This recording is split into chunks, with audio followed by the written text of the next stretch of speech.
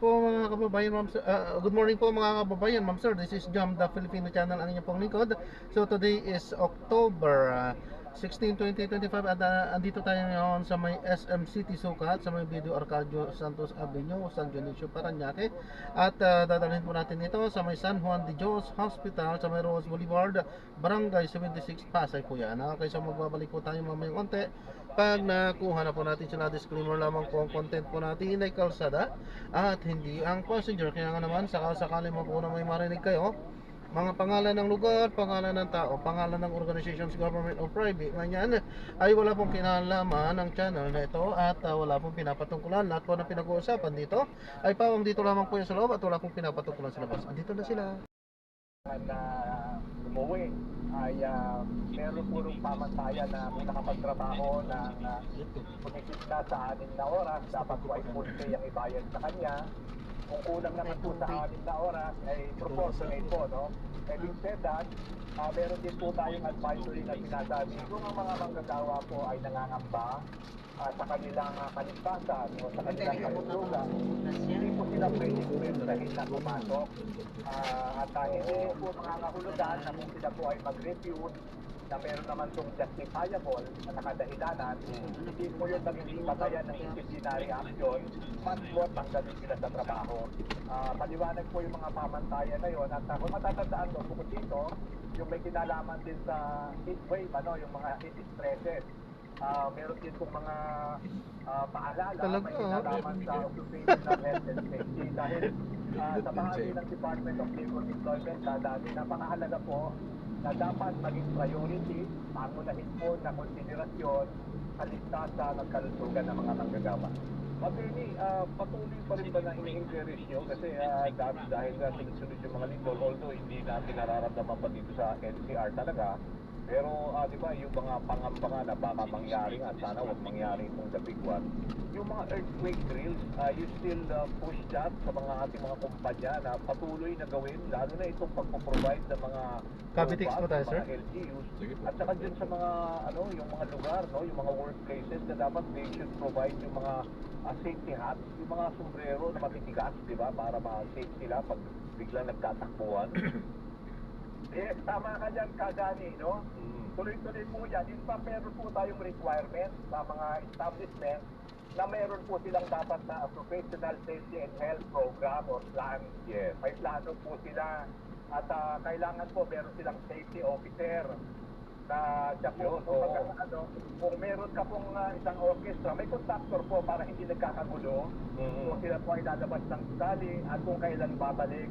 Kasi lagi natin sinasabi, lalo na may kinalaman sa paglindol, dapat tiyakin na yung structural integrity ng building bago po natin papasukin muli ang mga manggagawa. Dahil hindi lang ito usapin ng pagkita kadami. Alam mo, ang mga manggagawa kaya nagtatrabaho para mabuhay. Hindi naman nagtatrabaho para malagay sa panganib at buong senaryo ay magkaroon ng casualty.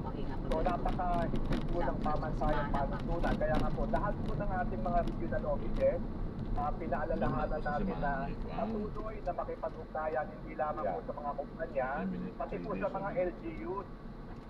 Dahil po makikita rin natin na kailangan kadani na meron pong coordinated yung kumpanya at saka yung mga LGUs kasi iba-iba yung mga lugar di ba, na somehow lalo na yung mga lugar Kabeni kung saan yung mga dadaanan na yung fault line, yun yung mga mas lalo pang dapat pag-iralin yung mga safety occupational health standards, tama ba? Yes, tama ka dyan, Kadani. Dapat patitayuhin at paigtingin ang implementasyon at kinakailangan na magkaroon kami ng delivery na programa.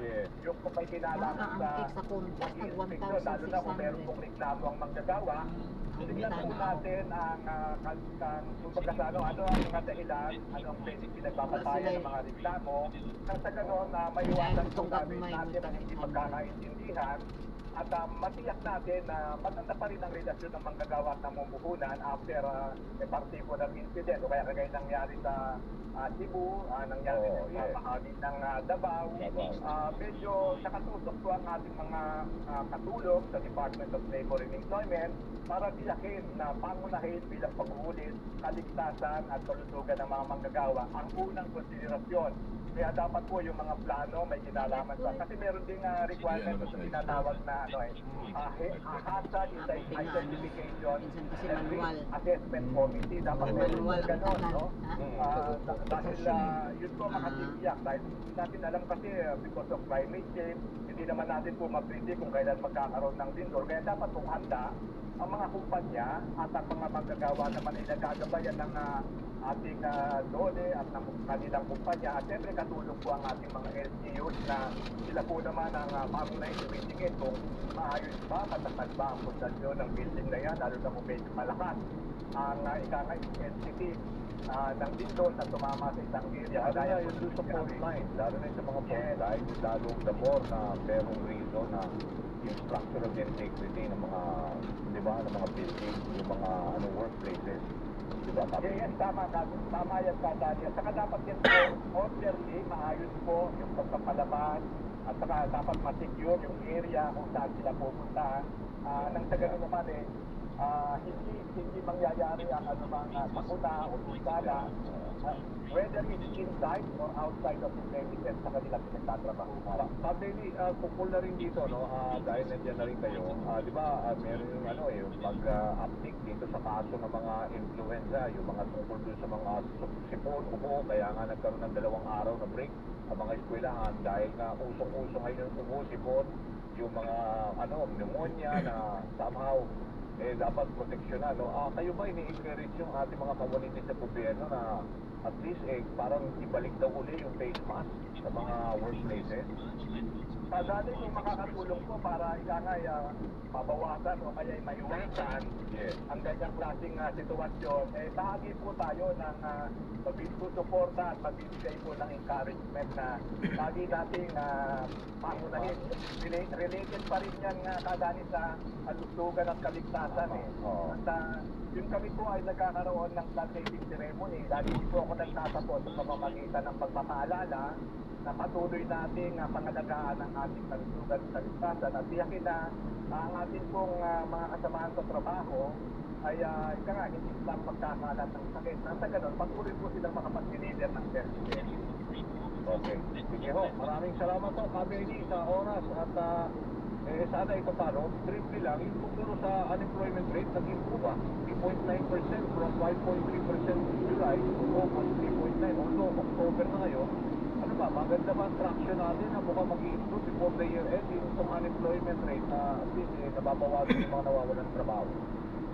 Sa dati mga ating pagbabatayan po, historical data, pag pumapasok po ang per month, medyo tumataas po ang employment level. Siyempre, akin namang kumbing lalagyan niya ng ikangay ko na patuloy pa rin po kami na nagnanais at nagsisikap na lalo pa sana magkaroon ng kalidad na trabaho pang matagalan kasi ang ating pong labor market meron din karakter ng seasonality. Tapos tatamaan pa tayo ng calamity. So medyo kailangan talaga tuloy-tuloy yung mga implementasyon ng programa, whether temporary yan na magbibilis lamang at tutuloy po sa pangmatagalan ng trabaho. So, tingin ko October, November, December, mas mag-i-improve ang unemployment. Pati underemployment rate, kasi nag-improve Kaya magandang indicators to para sa ating mga manggagawa. Yes, Kadani, samahan mo kami sa aming samahan ng panalangin at magtatrabaho, kung paano po magtuloy-tuloy at hindi naman po kami nagbubunyi o complacent na lamang dahil gumaganda ang employment level. Dapat po tuloy-tuloy para masustain po natin yung development at paggaling ng ating labor market. Alright, sige ho. Maraming salamat ho, Kabeli. At maya-maya dapat magbibigay kayo ng mga update dito sa DZMM kung may mga, let's say, development from the labor front. Thank you ho. Yes, Kadani, maraming salamat din at mabuhay po ang inyong programa. Magandang umaga po. Okay, good morning. Yan o si Benny Lacuesma, siya ho ang hepe ng Department of Labor and Employment. Hindi po tapos ha, magpapatuloy pa rin ho ang programang Kabayan. Huwag ko kayong alis. Kabayan, kapangyarihan ng mamamayan. Balita at talakayan. Basta AM, DZMN. Ang programa ito ay hatid sa inyo ng Plemex for Kids. Mommies, agapan agad ang ubo at lemang nakabara. Pambatang lagundi, Plemex. Ubo ng anak, nakababahala. Kasi po, inahin tayo po yung tatay ko. Hindi ko na katawan ko, hindi ko na-check up, hindi na-check up. O kasi na-stroke ka, parang past 30 ka, 37, 38. 37 po. Ayun, 37. Sabagay. Pero may lahi kayong ganyan. Opo sa tatay ko. May ganyan kasi, di ba? Halimbawa na maaga na stroke, pero hindi may history ba? Di ba? Oo. Nung ikaw ay nagtatrabaho pa, kasi sabi mo dati kang pintor. No? Dati kang pintor ng bahay. Pero ngayon, hindi mo na siya pwedeng balikan dahil dun sa iyong sakit. Nagbawal na. Sa position ko, pwede ba po yun kasi bago ko napunta sa kasi yan po formal na po ako. Kaya pwede kahit nakatayo. Pero nung ano po yun, may sakit sa kabila kaya lang sa paglaban lang.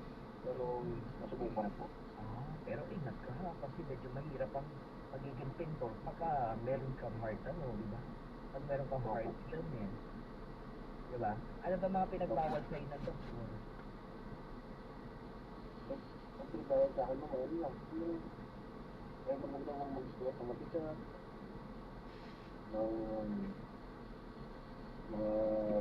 Mga makakakain. Hindi sa bahay. Hindi na parang sa akin sa pagkain, maraming bawal. Oo, bawal. So, sinusunod mo naman. Pero, hirap mo na ang buhay namin ngayon. Siyempre, pag wala mo mula sa Pilipinas, bawal sa akin. Puro ako lang yung naman. Naman, bawal sabaw. Bawal maalat, di ba? Bawal lahat. Ako, ingat ka. At so ngayon marami na pabili ka ng gulay. Pwede ka Ilocano ka ba? Hindi. Kulano. Pwede ka maggulay. Kulano, sabi ko mo. Bicolano. Ay, kaso sarap mo palang kumain eh. Pag Bicolano eh. Pero kapag Ilocano ka, kahit pa paano, alam mo yung gulay na inabraw? Alam mo inabraw? Oo. Yan yung mga tipong gulay na pinagsama-samang ano yan eh. Mga gulay ng dahon-dahon. Teka, masusubukan yung kagigilo ka na ka lang. Nakalimutan ko na yung mga laman. Yung mga laman na green leafy vegetable. Alam ko may saluyot. Saluyot, di ba? Talong. Pero may bawal pa sa akin muna. Ano? Yung broccoli, ako na yun eh. Yung pa naman masarap yun ang bawal.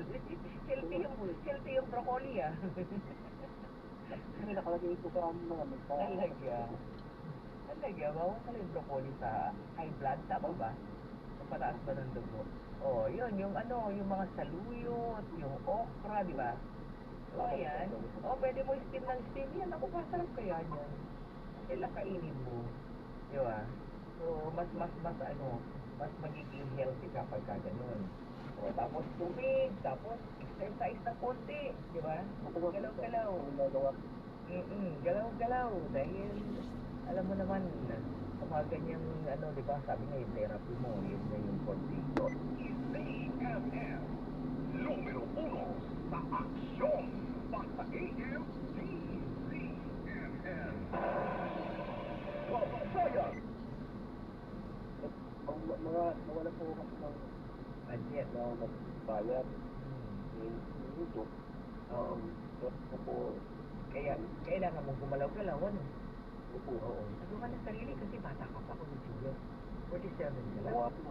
Nung nangyari sa'yo yun, almost 10 years ago, 2016, kumusta ka nun?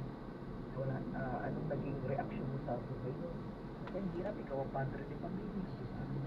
Marami pong nangyayari sa akin na nung nagkaroon ako ng exposition sa pamilya. Sa dada, sa matlo, sa mastuso. Tapos, Mukhang ikaw yung tip. And thank you for having me here. okay, maraming salamat. Ako nangangamba na naman ang ating mga kababayan dahil ito, sunod-sunod yung paglindol, di ba? Yung Bogo Cebu, tapos yung sa Banay, Davao Oriental, tapos yung sa La Union, kailan lang ang Baguio, tapos ito na naman kanina, meron naman kahapon, actually meron din sa Iloilo, tapos kanina meron 4.7 na lindol na itala sa Masinlong, Zambales. Oh, I'm sure hindi rin to connected kasi yung una yung pronouncement, pero how do you view all of this development also, Director? Okay, so this only shows us that yung Pilipinas is tectonically active. So again, hindi lang po surprising yan kasi we're part of the Pacific Part. Kaya marami tayong mga active poles and meron tayong mga trenches din. So again, there's always this possibility na kung hindi man magkasunod-sunod, pwede rin magkasabay-sabay. So again, isasabi lang natin na the Philippines is tectonically active, kaya nga po, marami tayong nararamdaman ng pagtutol. Pero, again, everyday naman, nakaka-record tayo ng at least 30 earthquakes a day. Karamihan nito, hindi masyadong naman mga tao, pero then there are instances like the past few days na medyo lumalakas at naramdaman ng mga tao. Oo, yun ang medyo nakakatakot kasi yung frequency, medyo madalas, tapos medyo mas malalakas na.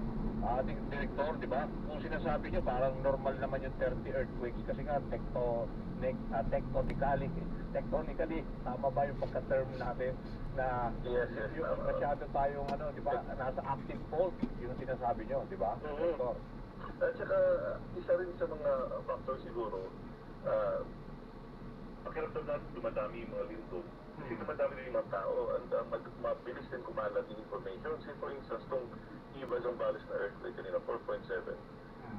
It was only felt, in Zambales, Bataan, Pampanga, sa malalapit na lugar. Pero alam ka agad ng mga tao sa Mindanao kasi,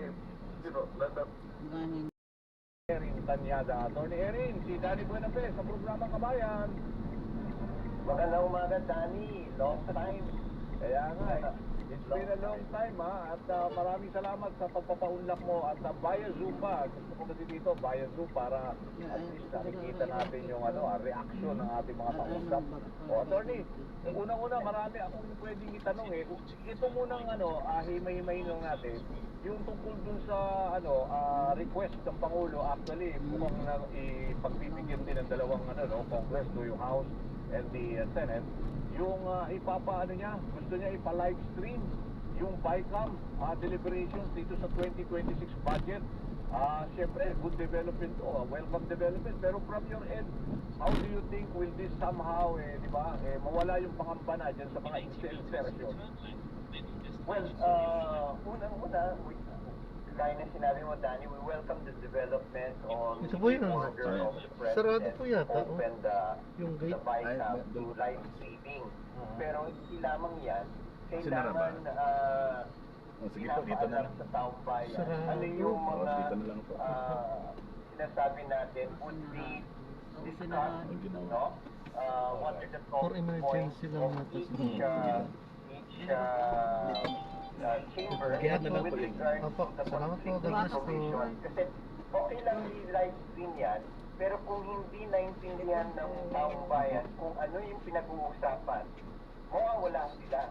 So, it is important na pinapaalam sa taong bayan ano yung mga pag-uusapan dito sa BICAM para mabantayan talaga.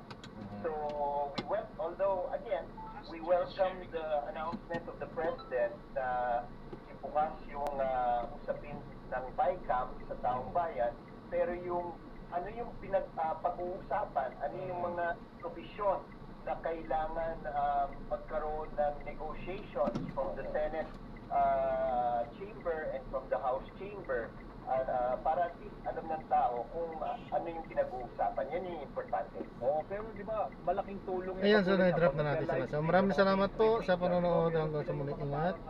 God bless. Paalam po muna. Pansamantala at tayo ay gagawa na ng ibang video sa ating susunod na misyon. Paalam po.